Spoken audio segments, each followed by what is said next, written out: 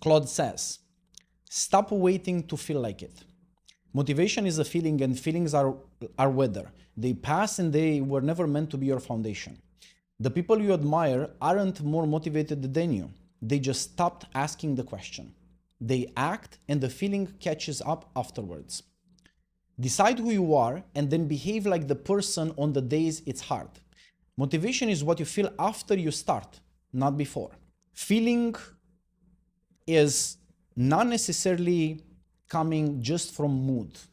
Yes, on a daily basis, you might feel down, depressed, I don't know, low motivation, you don't feel good. That's your mood, right? But also feeling can come from your vision. For example, if you have a deep sense of purpose, if you have set a vision for yourself, something that you truly believe in, then that is also accompanied on a daily basis with how you feel. This is why some people, when they don't have a clear purpose and they lack direction in life, they feel confused, they feel lost, they feel down. So this is how you see that our mood is also connected to our vision. Basically, if you don't have direction in life, you're going to feel pretty bad. Okay, so for now, what we have is feeling doesn't come just from mood. Then it makes here the claim that feelings are just like weather, right? Well, weather in the sense that this is something that we cannot control, that we cannot summon, right? Well, feelings are not like weather because we can, to some degree, we can influence our feelings. For example, not necessarily directly you can say, oh, I want to be happy, and oh my God, all of a sudden I'm happy, right? Or I want to feel motivated, and I'm feeling motivated just because I want to, right? But you can feel motivated if you reconnect with your vision, if you remember your purpose, if you connect with that which drives you and fires you, you are going to indirectly connect or control your feelings. You can literally summon your feelings, right? So here, it's not like we have no control over our feelings. There is a second-hand kind of by proxy way to control our feelings. And you're going to see why that's important. So you see, the point is, motivation here is labeled as, oh, motivation is just a feeling and feelings are like weather, so then don't rely on that. Don't rely on feeling. It is true that you shouldn't rely on feeling, like, oh, how I feel right now should dictate what I do. That part is correct. But that is only if by feeling you mean mood. But again, if you switch that from mood to vision, purpose, a deep sense of meaning in your life, then you're never going to run out of motivation. And I believe that motivation got like a bad reputation recently, I would say maybe in the last years, because people say like, oh, motivation is running out. It's just like your willpower is running out. Your motivation is running out mostly. That is because you have a weak vision. And this I'm going to demonstrate to you later. There is actually an equation that will make a bit more sense. So vision is that which can drive you despite the mood. Mood is that which can stop you if your vision is low. So in other terms, if on a day you feel low, you feel down, you feel beat down, right? And you don't feel like doing things, that is only because you are lacking a higher vision. You're lacking something that is fire, like can fire you to a degree that is more than the mood. So basically, if the mood wins, that means the mood is stronger than your vision. Because if your vision is big, strong, you connect to it, like you have fire inside, the mood doesn't matter. You see, it's basically a game of like who is stronger, and that is in your control. Because here's the point: on a daily basis, you might not be able to really pinpoint your mood. Oh, I'm going to feel like this, I'm going to feel like that, so you can control that. However, you can develop a vision for yourself. You can sit down and look at your life and go like, okay, what do I want in my life? Where do I want to go? What matters to me? And then clarify those answers further to the point where you feel like, yeah, that's what I want to do. To the point where you have something, it's a vision, like I'm here and I want that, I want to become that, right? It's like I'm aiming towards something. Well, that pulls you. Like when you have that, it's almost like you are throwing something, like you are fishing in the future. And then you are getting yourself closer. You are letting yourself being pulled by that vision, right? Well, that can drive you through any mood. It doesn't matter if something pulls me in there and is strong, it doesn't matter what's here, because I'm kind of like going I'm going to basically find any solutions to go up, go left, go right, go under, go wherever, but I'm still going to be pulled by that which I have myself have set in the future. This is the vision, right? So also here, it says that action, these people, they act and the feeling catches afterwards. Well, when you act first and you are waiting for the feeling to catch afterwards, this can work. It can work because, like we are creatures that once we have taken action in a certain direction, our mind kind of retells the story of what's going on, in the sense that, oh, since I have taken this action, it means that I'm committed. It means this is important to me. So then we tell the story, which makes the feeling coming after the action, right? This can work. And you can totally set, for example, you can set your identity. You can say, oh, I'm this person, I'm like this, I'm like that. And then the only problem with that, although the identity can make you feel, also can give you a feeling. If you feel I'm a father, I'm a teacher, I'm a leader, it becomes associated with a feeling, right?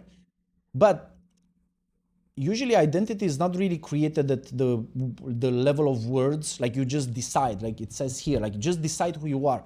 I'm not sure if you can really decide who you are and not feel like you are an actor in the movie of your life.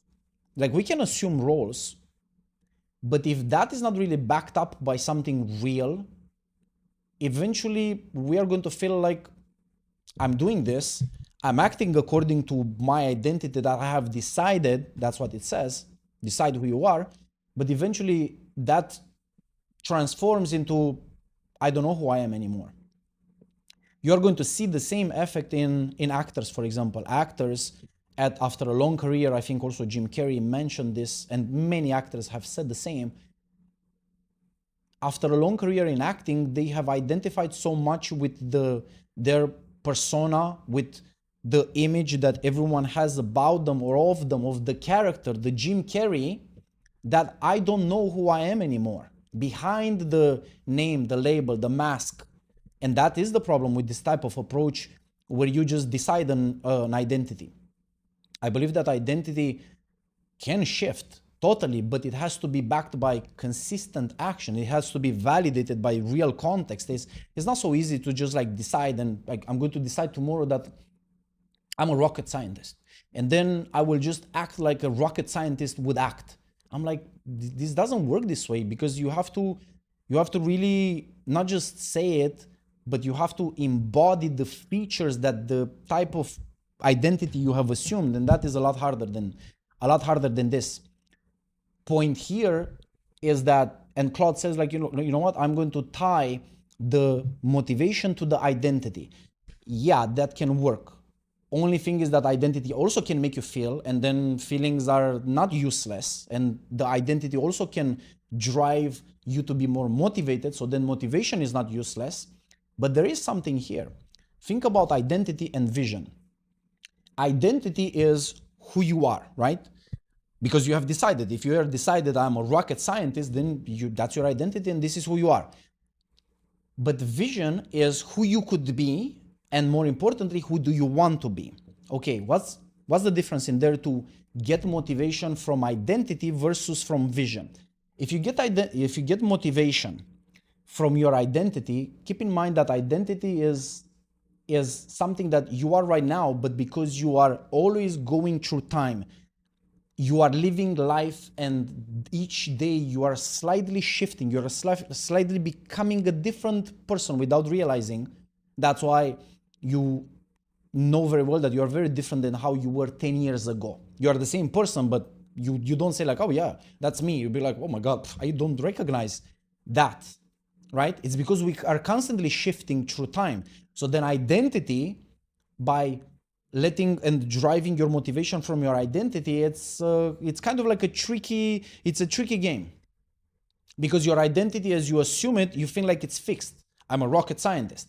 Yes, but as you go through time, that might shift in ways that you cannot really relabel. But again, you are going to act from your actions. So therefore, you think you are going to end up in a certain place, but you end up way, way, way further. You are going to be drifted apart, right? Because one small angle adjustment here, 10 years later, you're going to be like kilometers away. Now, the motivation coming from vision is very different, because once you have selected that, you know what, I'm not going to wait for anything. I'm just going to set this in my mind, and then I'm going to take action towards that. This is what I commit to do every day. This is the action that I know that it will get me there. Once you have set to drive motivation from your vision, then it's just a matter of reconnecting with it, because that doesn't shift. The vision is something that you have set in there. It doesn't shift. Even if you shift yourself, you might say, yeah, but if I'm constantly changing as my person, my identity, wouldn't also me, how I look at my vision, would change? Well, if you are talking in degrees of shifting, I think that identity shifts a lot more than vision. Vision is like one statement, it's like something very specific. Identity comes like it's an umbrella term that assumes a lot of things, right? What it means, for example, I'm a leader, right? I'm a father. It means a lot of things, right? So because inside the term it's packed a lot, and your vision based on your lived experience day to day shifts, and you become a different person that interprets things in a different way, the identity and everything that lives inside of it also shifts. So therefore, it's not so, I guess, it's not so predictable, right? Then, let me see the next point. I wanted to make this point about when you take action every day, and let's say that your mood is not there and the feeling is not there, you have to understand that at the point of action, like literally now, today, when you have to take the action, this is where the energy is spent. Like literally, and you're going to see why this is important. Right now, for example, let's say that if you have a commitment to go to the gym every day. Right now, if you don't feel like going to the gym, that is exactly the point where the energy that, if you are going to do it, it's going to be spent, right? Literally, you are going to take action in physical space in order to go to the gym, do the exercising, all of that. You are going to spend energy, right? So that happens now. Well, because this is how it's set up, that's exactly the point where the recommitment happens. Recommitment happens at the same level where the energy is spent.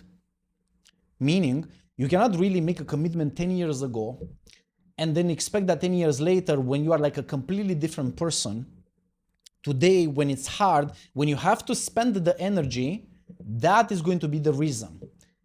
It's going to be the reason only if you reconnect with it quickly and it makes sense. The fire is inside of you, go like, yes, I'm going to the gym.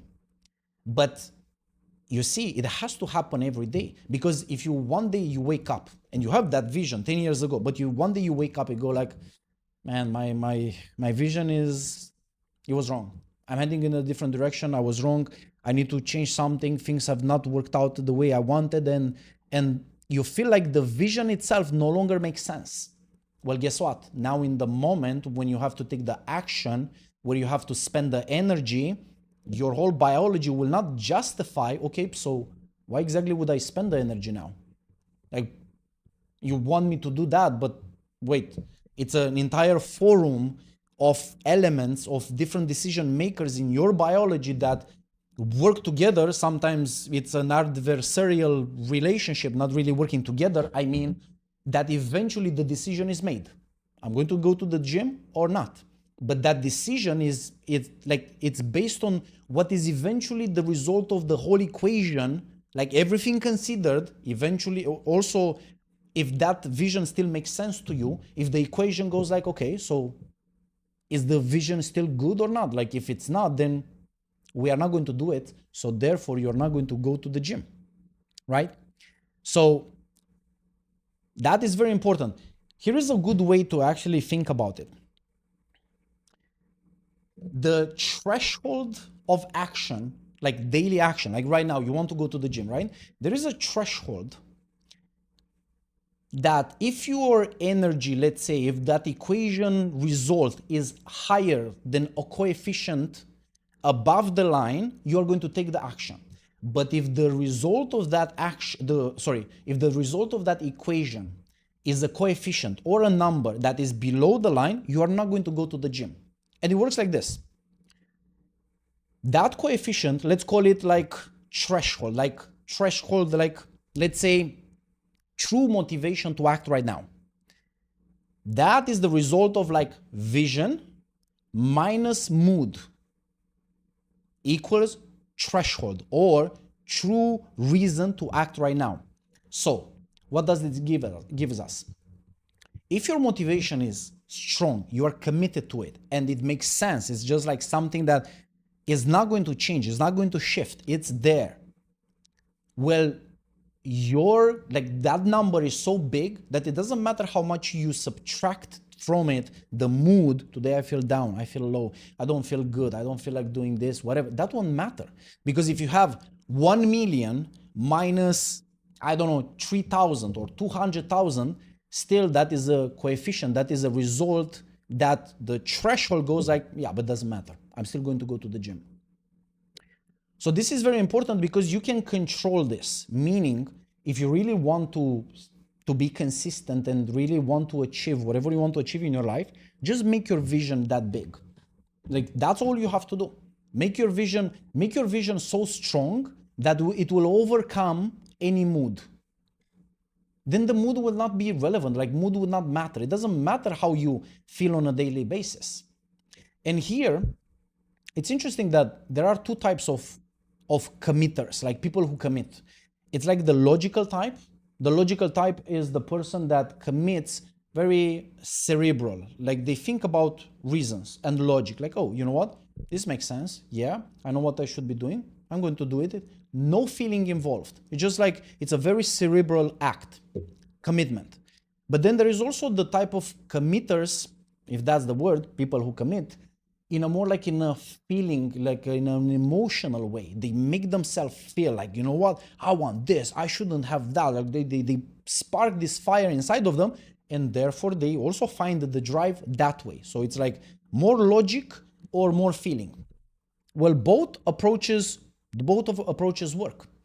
But at the same time, you just have to identify what works for you. Are you the type that commits in a more rational sense? You just use logic, reasons, facts. You just make like a cold, calculated move. Or is it more like an emotional, feeling-based decision? Again, both work, but it's important for you to understand which exactly is for you. Just to remember this, weak motivation equals weak vision. If your motivation, the threshold for action that we've described, right, is really like it's weak, that means that your vision is weak. So therefore, no matter what you do, the solution is always have something to drive you. Have something, it doesn't matter how you achieve there, is it like logical or like feeling based, it doesn't matter, but find something that drives you. Even if it drives you with logic, reasons, facts, like, okay, you make like a calculated move, it makes sense. Okay, perfect, that drives you, and it drives you in a logical way. Great, no problem. Or if you find something that makes you feel strong, okay, find that what makes you feel strong. But the problem is when you are not finding anything to drive you either way. And then that's why the mood dictates if you are going to do it or not, because the mood is all you have. It's like at the vision level, remember the equation, right? V minus M equals T. At the vision, you have like a very low number, like 3. And at the mood, you have like 300. So then like 3 minus 300 equals minus 297. So therefore, clearly no reason to act. Hopefully this makes sense. Let's continue. Okay, let me see. So I just want to wrap with the conclusion, because there is no, like, the conclusion, don't wait for the feeling, is not wrong. It's not wrong for you to understand, like, yeah, I shouldn't rely on the feeling. Yes, if the feeling is not there, don't rely on that. Sometimes you're going to have days in which you're not going to feel like doing it, so therefore you're going to feel like, right?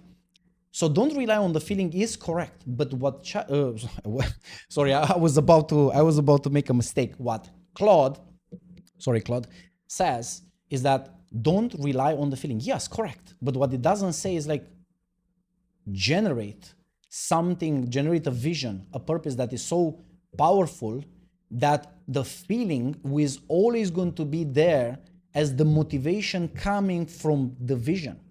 That is like very important.